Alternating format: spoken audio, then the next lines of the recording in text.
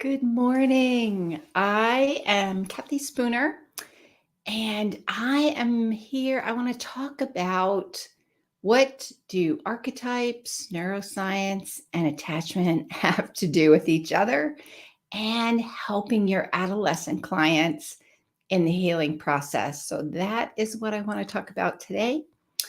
If you're watching me live, go ahead and post your name in the comments. Let's see who's here. What population do you work with?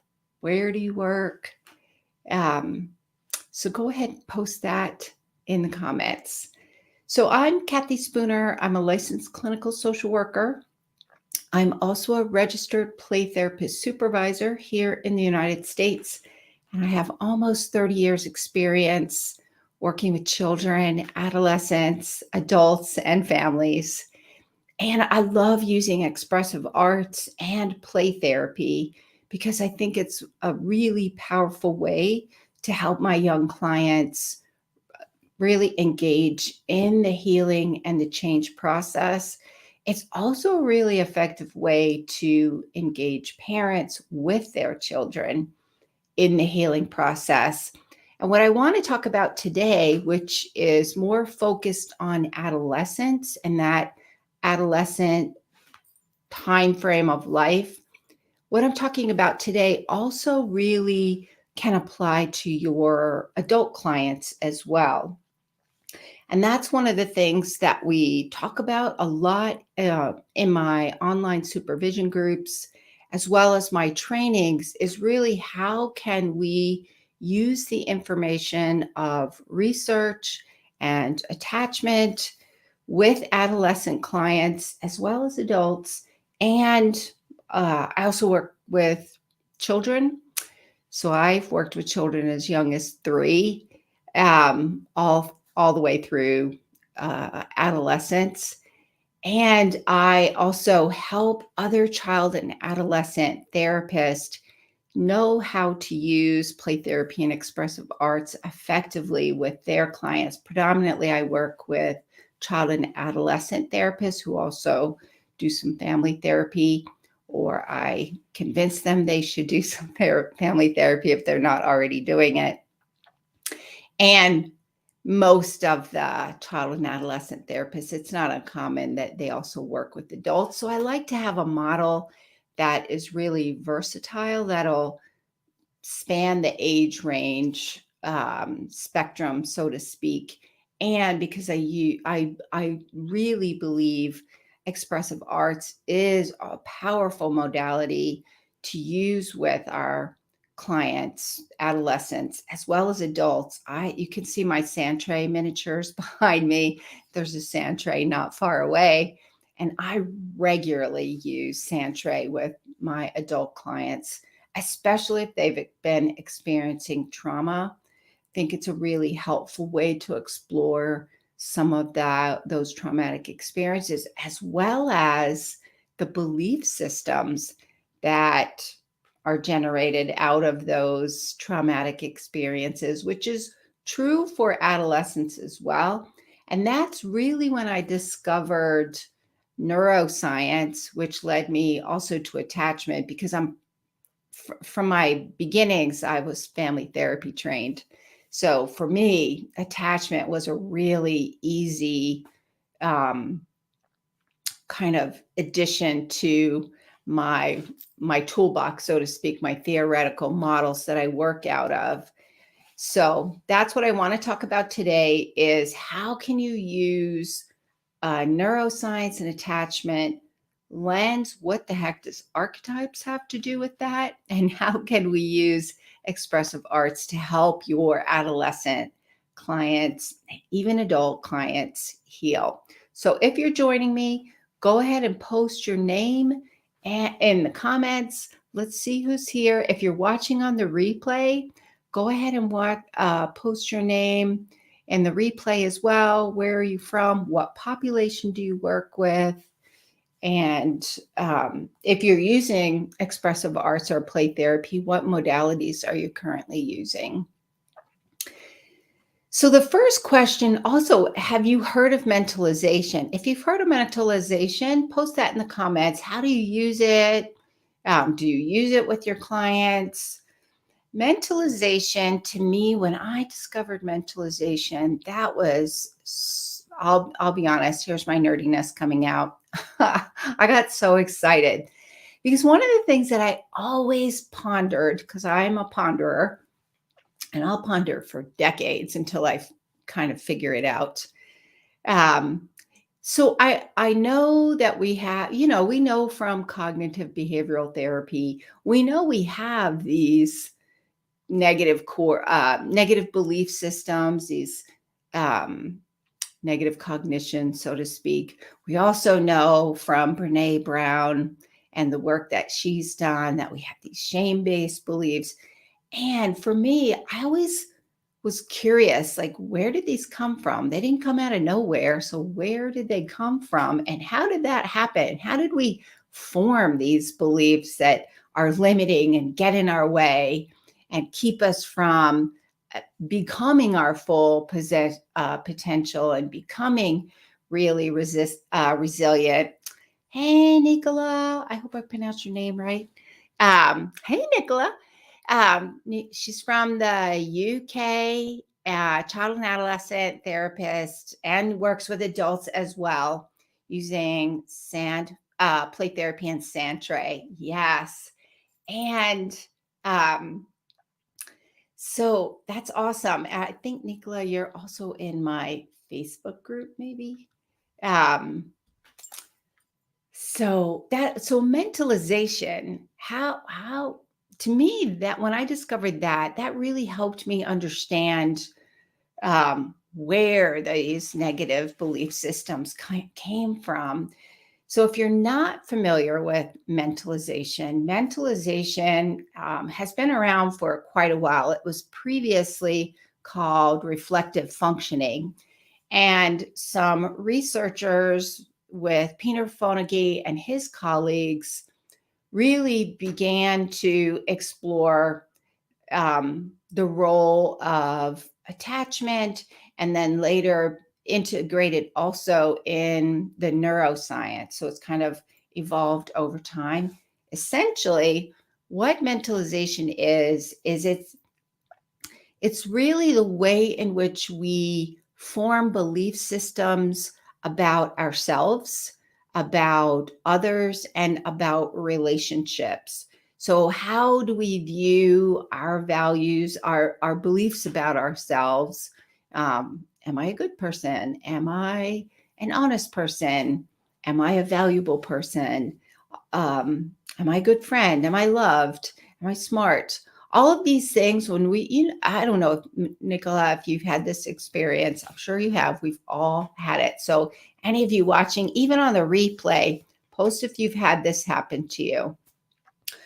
You have your adolescent client, or even your adult client, or let's even say younger than that, like middle school or late elementary school, and maybe they have anxiety or depression, and underneath of that is negative self-concept. And you ask them, what are your positive qualities? And they look at you like, I don't know. And it's so uncomfortable for them. And they really, even sometimes with the really shame-based clients that I work with, where they have a lot of shame belief systems, that question can actually shut them down. So where does that come from? So and one of the ways of thinking about that is mentalization. And because it is the way in which we form belief systems about ourselves. And what are my belief systems about others? How am I understanding their behavior? And what are my belief systems about relationships? Are relationships safe? Am I competent? Do I feel judged in relationships? Do I feel safe in relationships? Is this person going to be doing something that's harmful? Can I trust people in relationships? So if you've been working with children, adolescents, and especially adults, over time, this becomes something that we see a lot in the therapy process, which is why I got so excited when I found this concept called mentalization, because to me, it made so much sense. This is where it came from. And so why is that important? The reason it's important because it gives you a much broader context to understand where all of this anxiety or depression or the impact of trauma or the impact of attachment issues. You can see all the little different roots of how that manifests and undermines the healing for your client, their progress, their ability to, especially if you're looking at adolescence, because adolescence is a time of launching into adulthood. This is how we look at it in Western culture, is that we're helping adolescent clients launch into adulthood. So what happens if you have an adult who hasn't really fully launched, or they really are still struggling with some of those social emotional tasks from earlier in their in their lifetime? So the idea of mentalization really, to me, helped me to get a much deeper understanding of what is going on with my client and where those roots came from. Because in my mind, if I am not able to help my clients find those roots, identify those roots, then they can't change them. I always like to use the analogy of a garden. I love gardening, although I don't do much of it now. Um, I used to love going out and weeding in my garden. I'm just weird that way. And for the record, my children did not like weeding. So to me, it was therapeutic pulling up the weeds. I remember years ago, this is like 3 decades ago now, I had this mental image of myself, and I was pulling up, we all have to do our own personal work to help our clients. They can't progress any further than myself as a therapist, and I've progressed, and we all have things that we need to work through, I think. So anyways, I was kind of going after some of my own weeds in my social emotional garden. And I had this image of I was pulling up weeds in my garden. And so that idea of what happens with the roots for weeds, if you don't get all the roots, the weed just comes back. And so I wanted to figure out where all the roots were of those weeds that I was helping my clients to pull up out of their social emotional garden, so to speak. And so mentalization became a really helpful way to think about that. And it is heavily reliant on mirror neurons. And we know from science that the mirror neurons are key in helping to understand the intentions of others, the understanding their beliefs and values. And we use those to navigate relationships. Do I have the same values? Is that person going to be respectful of me, or how are they treating me? So we think about all of those things. And what we know also from science, research and neuroscience, is mentalization has its roots in the attachment figures. So those really early experiences begin to form my belief systems about myself, others, and relationships. Hey, Roberta. It's nice to have you joining. Roberta says, can document and illustrate that accessing the embodying of archetypes in the arts and foundations of all conscious and creative unconscious awareness. Yes, that is one of the things that I love about archetypes and Carl Jung. I really do love a lot of the concepts in Jungian psychoanalytic theory. It's not one of my main theory bases, though. I'm not fully trained in it. I know enough to have a sense of it. So Carl Jung's mapping of the human psyche and describing how our potential access to our, that's a big giant word. Yes, that's awesome. Yes, hi. Yes, thank you, Roberta. And that is an excellent segue into archetypes. So I love archetypes in I'll be honest though, it I don't know why, but it took me forever to figure out what this thing called archetypes, like it would be explained to me, what felt to me like 9 bazillion times. If it took the longest time for me to get a sense of what are these archetype things? Doesn't make any sense to me. It's what? But essentially, archetypes are concepts that transcend time and culture. For example, in my opinion, we have archetypes of attachment, an archetype being mother. Mother is a concept that transcends time and culture. All cultures have mothers. Throughout time, we've had mothers. Same with fathers. Family is an archetype.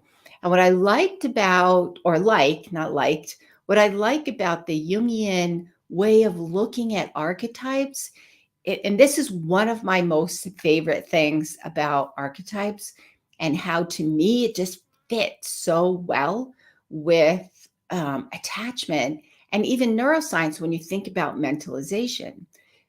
So around archetypes, we have complexes, and these complexes are made up of light and shadow attributes. So essentially, we're not all good and we're not all bad. We're both. We have positive qualities and not so fabulous qualities. That's true of all of us.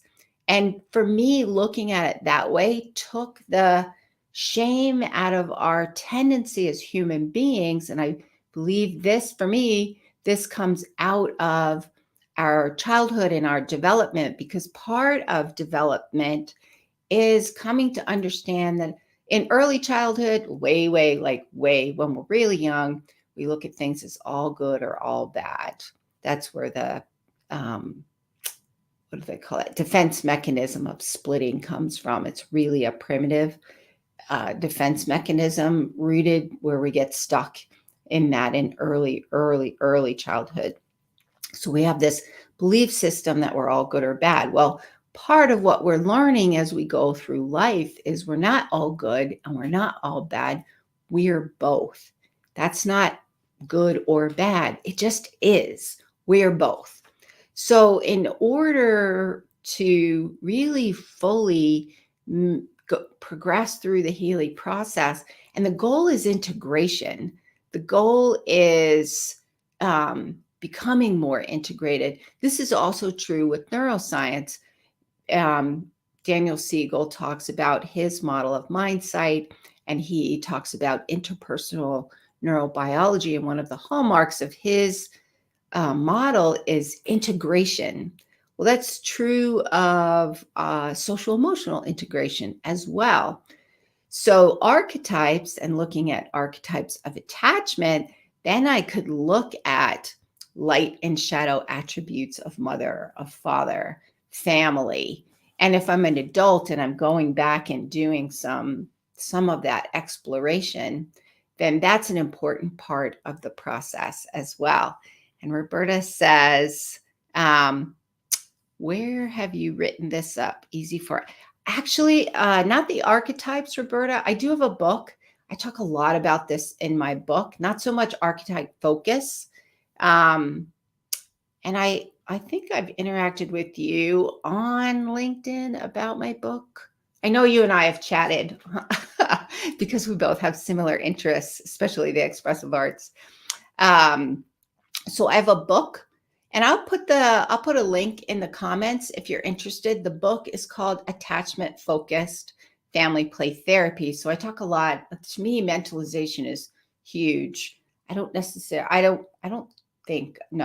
I mentioned archetypes in there. I do have a course, an expressive arts course, and I integrate in the archetypes and using expressive arts and talking about some activities that you can use with expressive arts with your clients. And that I'll put that in the post as well. And that one is, let me go back. That one is on my website. So you can go there to the courses if that's of interest to you. Oh, I forgot to show my other little banner. I make these banners up. I get so excited about making them. So we're talking about mentalization and archetypes. So the to me, using that concept of archetypes can provide some, I call them like treatment targets for my interventions. So I can think about the concept of mentalization, which brings in neuroscience and attachment. And then when I think about those archetypes, then I can use those archetype areas that we've identified in the in the talking process, because you can do that with adolescents, and then we'll explore those. So you can use expressive arts to explore those. You can use different ways of using expressive arts to explore relationships. And what I like about when you put them in the context of archetypes, you also are explaining we're not all good and we're not all bad. And it's important to look at light attributes as well, because we want to recognize and support those. And we need to do that shadow work to see, because if we don't, what stays in the dark really influences in a not so helpful way our journey through this life, our decision making, our relationships, our ability to regulate emotions, and all of those things. Roberta said, yes. Yeah, I know, it's my addiction behind me, Roberta. I love using sand tray. Do you use sand tray? I know we have Nicola uses sand tray. Yeah, do you use sand tray? I love sand tray. I use it all. I use that one a lot with my adult clients, and especially when we're doing some of this work, we will definitely be using either art or sand tray. I might even do some poetry and some other things. Yep. So when we're thinking about the archetypes, then we can look at the duality of being human and the different ways in which those aspects of ourselves show up. And expressive arts is an excellent way of doing that. It provides a way for you to use symbol and not necessarily needing language in order to do that. So with adolescents, we're looking at their moving forward and how can you use expressive arts to help your client explore the different things that are going on for them that are bringing them into your office. Maybe it's depression, maybe it's anxiety, maybe it's self-harm, maybe it's trauma, maybe it's conflict with parents or underperforming in school, maybe it's addiction. Maybe you have adult clients who have experienced trauma or adult clients who have experienced addiction. Maybe you have adult clients or adolescent clients who have a family history of trauma, attachment, addiction, and poverty. If you work in the community mental health or public mental health system, it's not uncommon that you're going to see clients come in with that history, children come in with that history, adolescents come in with that history, adults come in with that history, and their parents are coming in. So to me, using the lens of neuroscience and attachment through mentalization and sprinkle in some archetypes, that's a way to help clients look at those painful experiences and helping your client, your adolescent client, explore the role of those primary relationships and how they have come to form some of their beliefs. helping them with helping adolescents look at their peer relationships and are they healthy or not healthy. And in my art, not art court, but my expressive arts course that I have, it's a digital course, so it's online on demand.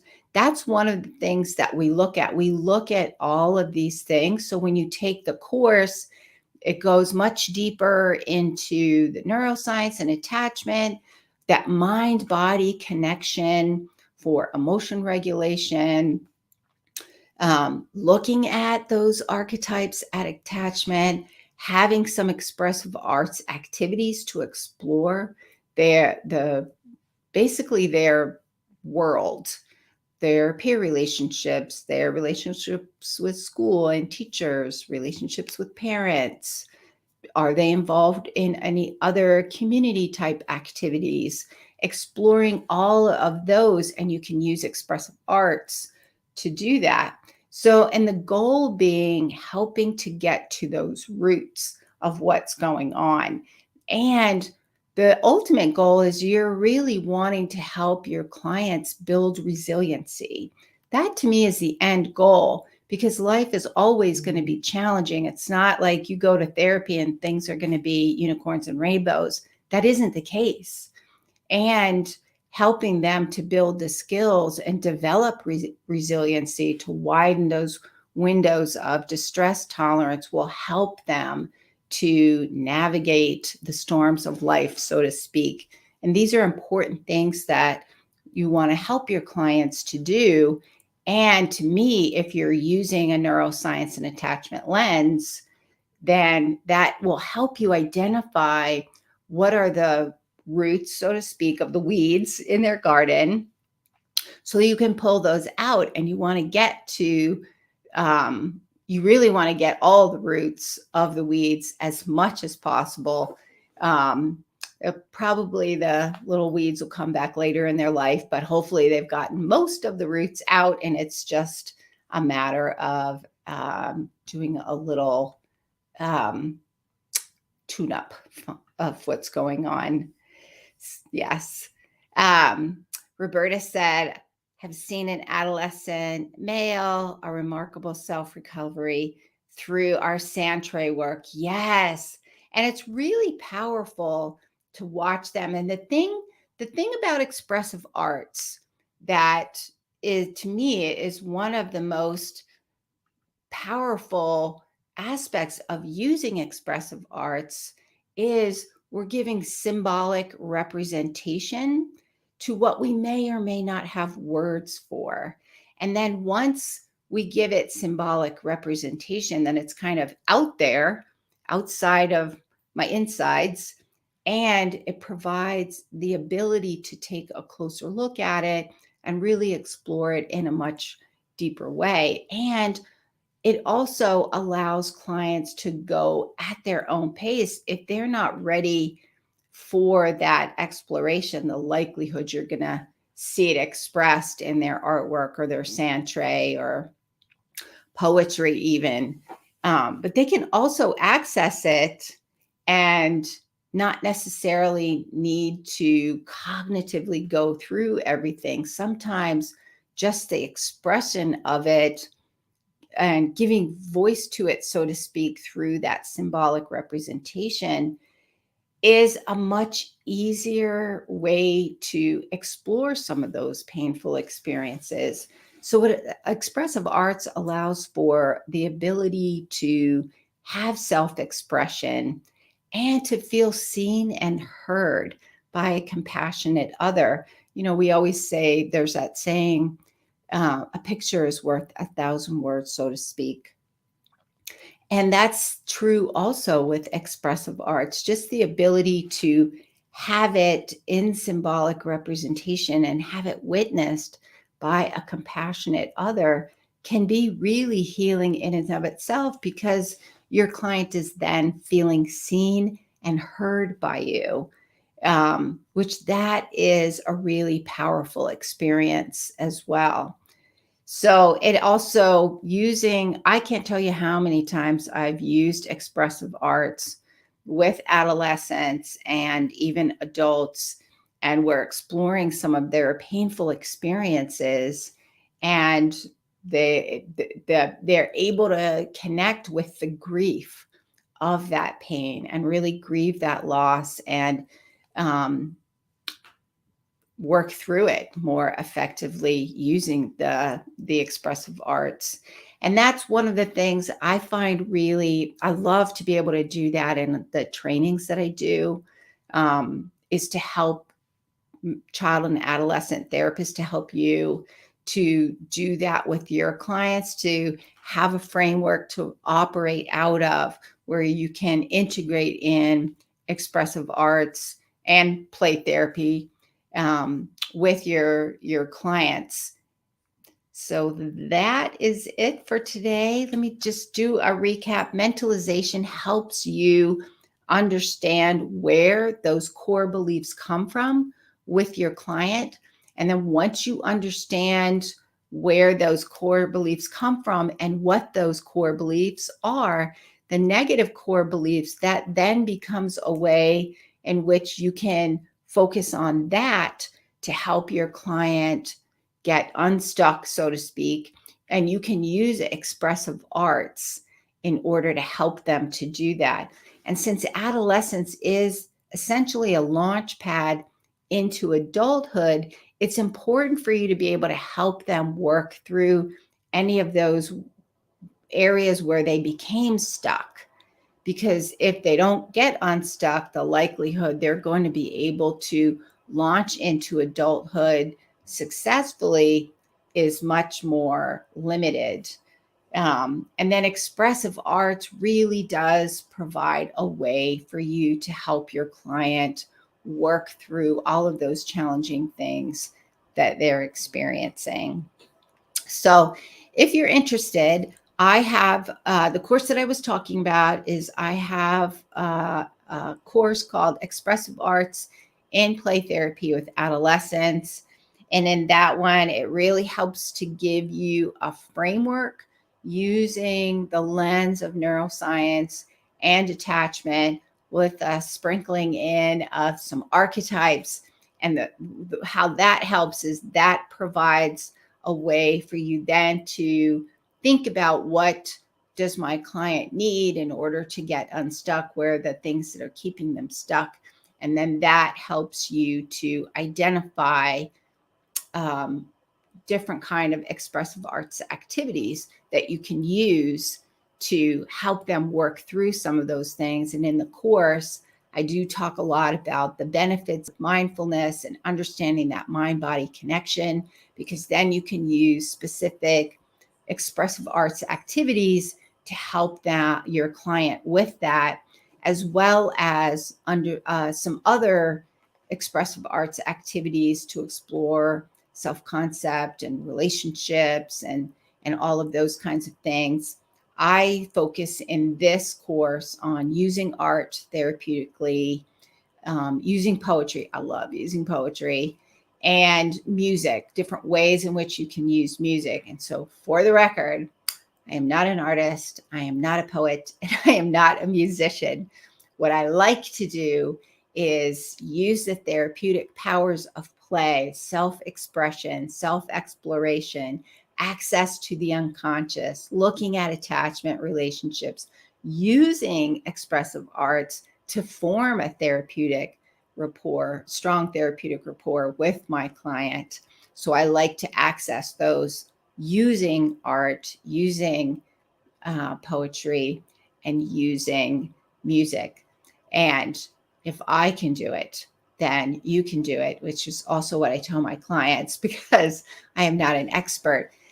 Here's the thing though, using expressive arts is so amazing and so powerful. So it's really not about being an artist or being a poet or being a musician or being a dancer, or being an actor, if you want to use drama, or if you want to use music. It's about accessing the therapeutic powers of those expressive arts modalities to help your client work through some of those difficult and challenging experiences.